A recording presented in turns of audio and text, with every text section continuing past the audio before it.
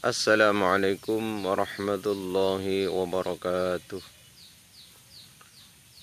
A'udzu billahi minasyaitonir rajim. Bismillahirrahmanirrahim. Hamdan syakirin, hamdan na'imin, hamdan yuafi ni'amahu wa yukafi mazidah. Ya Rabbana lakal hamdu kama yanbaghi li jalali wajhikal karim wa 'azimi sultanik. Allahumma salli wa sallim ala sayyidina wa maulana Muhammadin wa ala alihi wa ashabihi ajma'in. Amma ba'du. Para penonton, para pemirsa, kaum muslimin muslimat yang berbahagia, ada sebuah motivasi, yaitu sebuah makalah dari sahabat Rasulullah sallallahu alaihi wasallam, yaitu sahabat Umar bin Khattab radhiyallahu anhu. Beliau mengatakan bahwasanya musibah itu akan mendatangkan kenikmatan bagi setiap siapapun yang menerimanya, dengan catatan dia harus mampu menyikapi, tetap berbaik sangka kepada Allah Subhanahu wa ta'ala,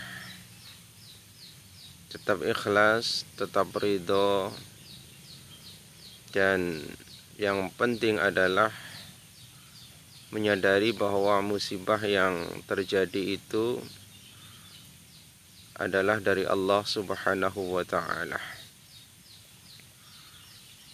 Yang pertama, apabila musibah itu tidak menimpa agamaku. Jadi ketika musibah itu tidak sampai menimpa agama kita, tidak sampai menimpa keyakinan agama kita, maka musibah tersebut akan mendatangkan keberuntungan, kenikmatan buat kita semuanya. Karena tidak jarang dan itu sering pula terjadi, apabila seseorang terkena musibah, diuji oleh Allah Subhanahu wa ta'ala dengan penyakit, dengan musibah apapun, penderitaan atau yang sejenisnya. Ada juga yang sampai kehilangan keyakinannya, kehilangan agama yang dianutnya, berpindah kepada keyakinan agama lain, berpindah ke agama yang lain. Dan itu kita sering mendengar, sering terjadi yang semacam itu. Contohnya ketika kita atau seseorang yang diuji oleh Allah Subhanahu wa ta'ala dengan penyakit yang berat, penyakit yang sulit untuk disembuhkan, kemudian dia berobat ke orang yang punya keyakinan selain keyakinan agamanya, lalu dia pindah ke agama orang yang mengobati penyakitnya tersebut, berpindah keyakinan dari keyakinan Islam kepada keyakinan ke agama orang lain, ke agama lain. Nah, itu berarti bisa diartikan musibah yang menimpa agama. Oleh karena itu, sahabat Umar bin Khattab sangat-sangat takut, khawatir apabila musibah yang diberikan oleh Allah Subhanahu wa ta'ala itu menimpa agama, menimpa agama Islam yang sudah kuat tertanam di dalam dirinya. Kemudian yang kedua adalah apabila musibah itu tidak lebih berat dari musibah yang telah menimpaku. Kata beliau, apabila musibah itu tidak berat dari musibah yang menimpa diri beliau.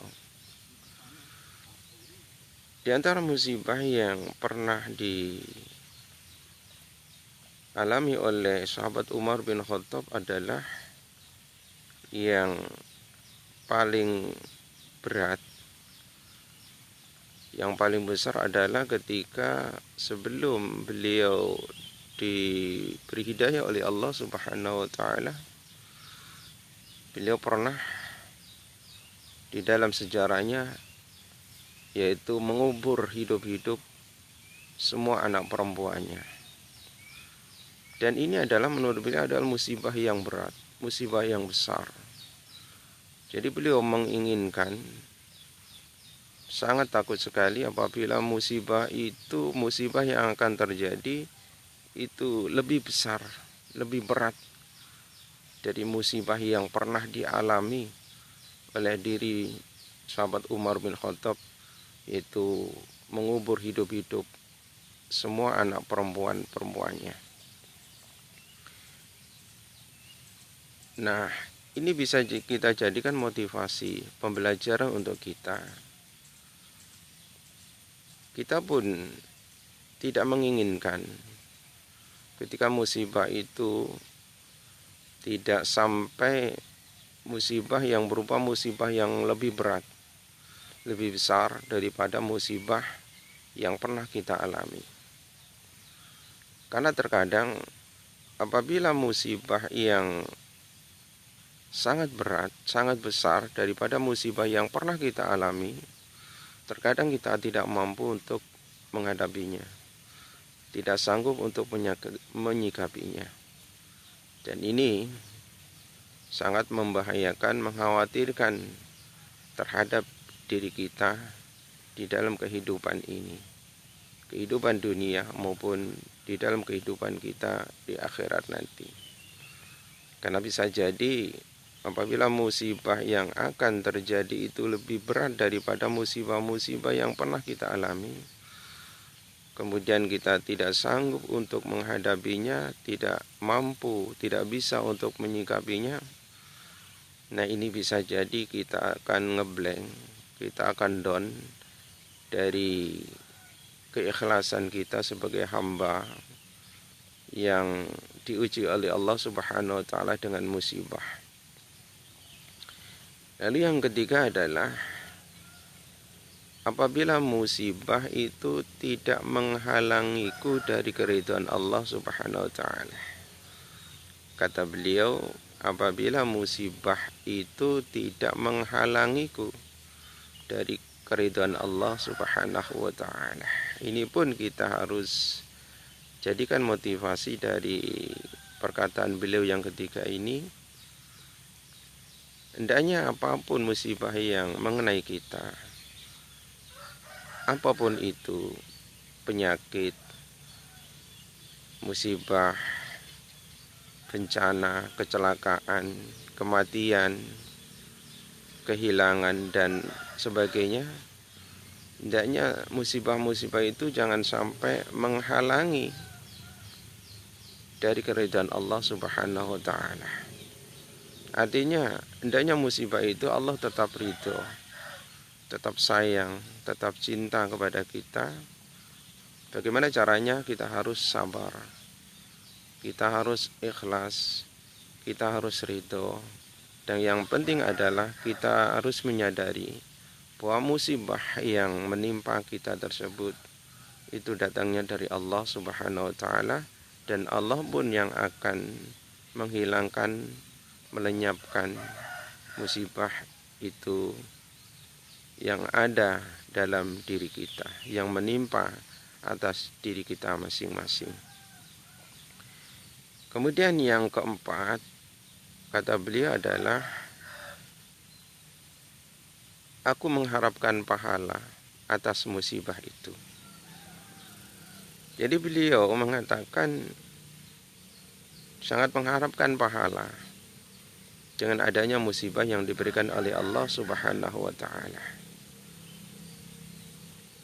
Itu pun kita harus sama dengan prinsip sikap yang dilakukan oleh sahabat Umar bin Khattab radhiyallahu anhu dengan musibah yang kita alami, dengan musibah yang menimpa kita. Hendaknya kita mengharap pahala dari Allah Subhanahu wa taala. Pahala yang besar. Apabila musibah yang menimpa kita itu kita tetap sabar, bersikap sabar, ikhlas, maka Allah pun akan membalas dengan pahala yang besar. Dan ketika kita tetap husnudzon, berbaik sangka kepada Allah Subhanahu wa taala dan menyadari bahwa Allah lah yang memberikan segalanya, memberikan musibah, kenikmatan, kebahagiaan dan apapun yang kita alami itu semuanya dari Allah Subhanahu wa taala termasuk musibah, maka Allah akan memberikan pahala yang besar ketika kita sabar, ikhlas menerimanya, dan Allah pun akan mengampuni segala dosa-dosa kita yang kecil atas kesabaran, keikhlasan kita di dalam menghadapi ujian Allah berupa musibah. Di antara salafus soleh di zaman dahulu, orang-orang soleh itu sangat menginginkan di setiap harinya dengan adanya musibah, mengharapkan dengan adanya musibah, dan mereka sangat bingung, sangat sedih apabila Allah tidak memberikan musibah. Sampai-sampai ketika kita merasakan sakit karena terkena batu, terkena duri, kemudian kita merasakan sakit dengan menancapnya ujung duri ke kulit kita, ke kaki kita, maka ketika kita sabar menerima rasa sakit itu, ikhlas kita menerima rasa sakit itu, maka seketika itu pula lah Allah akan memberikan pahala kepada kita, akan memberikan balasan kepada kita, akan mengampuni dosa-dosa kita.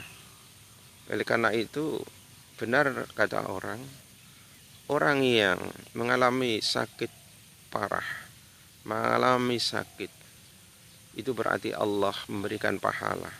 Itu berarti Allah memberikan ampunan atas dosa-dosa yang ada di dalam dirinya. Para pemirsa yang saya hormati, ada juga musibah yang mendatangkan kesengsaraan dan kerugian. Apabila kita di dalam menerima musibah itu, kita berburuk sangka kepada Allah Subhanahu wa taala selaku yang memberikan musibah. Hendaknya kita ketika kita diuji oleh Allah dengan apapun yang kita tidak menyukainya, apapun itu, musibah berupa kehilangan, sakit, ditinggal kematian,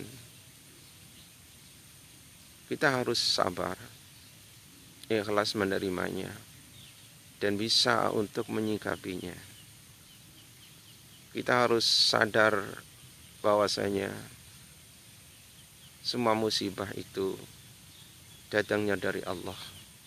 Ketika kita kehilangan sesuatu, kita harus sadar semua itu milik Allah, dan Allah lah yang berhak mengambilnya kembali, dan Allah pula lah yang berhak mengembalikannya lagi kepada setiap hamba yang dikehendakinya. Seperti halnya di dalam kisah Nabiullah Ayub alaihissalam, ketika diuji oleh Allah Subhanahu wa taala dengan penyakit yang bertahun-tahun lamanya, beliau tetap sabar, tetap ikhlas, tetap ridho.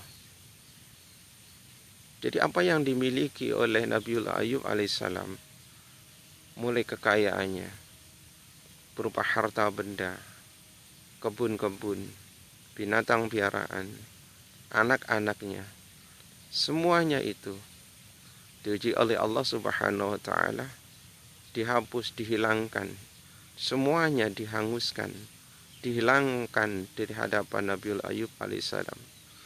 Akan tetapi Nabiul Ayub alaihissalam tetap sabar, tetap ikhlas, tetap ridho.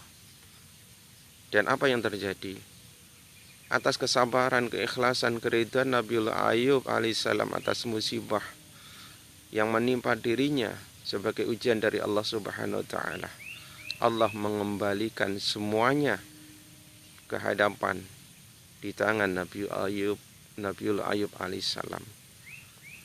Oleh karena itu kita pun harus bersikap seperti itu, bersikap seperti sahabat Umar bin Khattab, bersikap seperti Nabiullah Ayub alaihissalam, bersikap seperti Nabiullah Yusuf alaihissalam, di mana Nabiullah Yusuf alaihissalam sangat sabar ketika diuji oleh Allah Subhanahu wa Ta'ala, dipenjara, difitnah, dibuang oleh saudara-saudaranya ke dalam sumur. Dan pada akhirnya karena Nabiullah Yusuf alaihissalam sabar, ikhlas, semata-mata semua itu dari Allah, lalu Allah Subhanahu wa Ta'ala mengangkat beliau, mengangkat Nabiullah Yusuf alaihissalam kepada tingkatan derajat yang sangat tinggi, sangat luhur, sangat didambakan oleh orang-orang di masa itu. Para pemirsa yang saya hormati, di sini bisa saya ambil kesimpulannya bahwasanya musibah itu bisa mendatangkan nikmat apabila kita sabar, ikhlas, ridho atas musibah yang menimpa kita, dan menyadari semua musibah itu datangnya dari Allah, dan Allah pula yang akan menghilangkan, mencabut musibah itu dari dalam diri kita. Dan juga musibah akan mendatangkan kesengsaraan apabila kita tidak sabar, apabila kita suudzon, berburuk sangka kepada Allah Subhanahu wa Ta'ala, tidak rela, tidak ridho, maka Allah pun tidak akan rela, tidak akan ridho dengan sikap kita. Dan Allah juga tidak akan memberikan pahala dan tidak akan memberikan ampunan atas musibah yang menimpa kita sebagai ujian dari Allah Subhanahu wa Ta'ala. Para pemirsa yang saya hormati, inilah yang bisa saya sampaikan dengan singkat makalah dari sahabat Umar bin Khattab dan kisah sejarah dari para Nabi Allah yang mendapatkan musibah yang besar. Mereka pun sabar, mampu untuk menyikapi dengan ikhlas, dengan ridho, dan sadar bahwa segala apa yang terjadi di dunia ini dan apapun yang terjadi di dalam diri manusia adalah semata-mata datangnya dari Allah Subhanahu wa Ta'ala. Dan kelak pun ketika Allah menghendaki, Allah pun yang juga akan mengambil kembali, menghilangkan kembali musibah yang menimpa tersebut. Terima kasih atas segala perhatiannya dan mohon maaf atas segala kekurangan dan kekhilafan kesalahannya. Subhanakallahumma bihamdik asyhadu an la ilaha illa anta astaghfiruka wa atubu ilaik. Wa sallallahu ala sayyidina Muhammadin wa ala alihi wa ashabihi ajma'in. Alhamdulillahi rabbil alamin. Wassalamualaikum warahmatullahi wabarakatuh.